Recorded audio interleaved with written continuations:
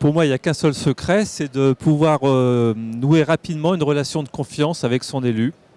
Alors c'est soit un élu qu'on découvre, soit un élu qu'on connaît déjà. Donc à chaque fois, les situations sont différentes.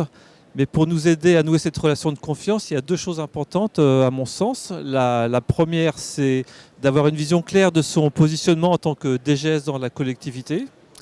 Et on peut être aidé si l'élu a lui-même une vision de son positionnement vis-à-vis de l'administration, ce qui n'est pas toujours le cas.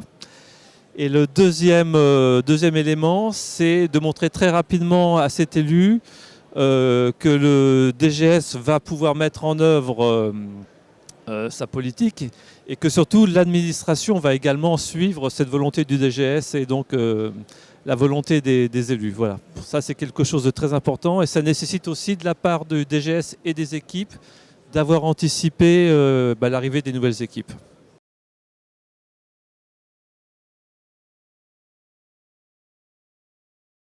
Alors pour nous, les enjeux sont assez classiques. L'enjeu, c'est toujours fournir le meilleur service public au meilleur coût.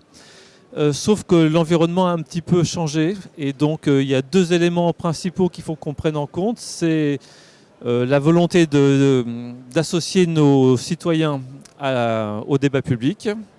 Et le second, c'est la transition écologique et énergétique. Donc ça, c'est deux incontournables. Et puis peut-être quelque chose de différent aussi dans notre relation avec les autres partenaires. C'est-à-dire on n'est plus là pour travailler en silo, mais vraiment en coopération avec les autres partenaires, que ce soit l'État, les autres collectivités locales. Et bon, ça, c'est un vrai changement.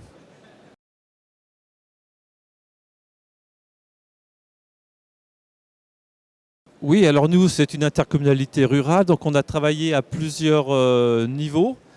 On est dans un niveau de réflexion stratégique avec l'élaboration d'un projet de territoire, d'un PCAET, donc réflexion à laquelle on a essayé d'associer nos habitants, nos citoyens. On a travaillé également à la mise en place d'un schéma départemental d'accessibilité aux services au public. Donc là, on est plus dans une relation avec l'État et les collectivités. Et puis très concrètement, notre collectivité gère les services d'eau, d'assainissement et de déchets.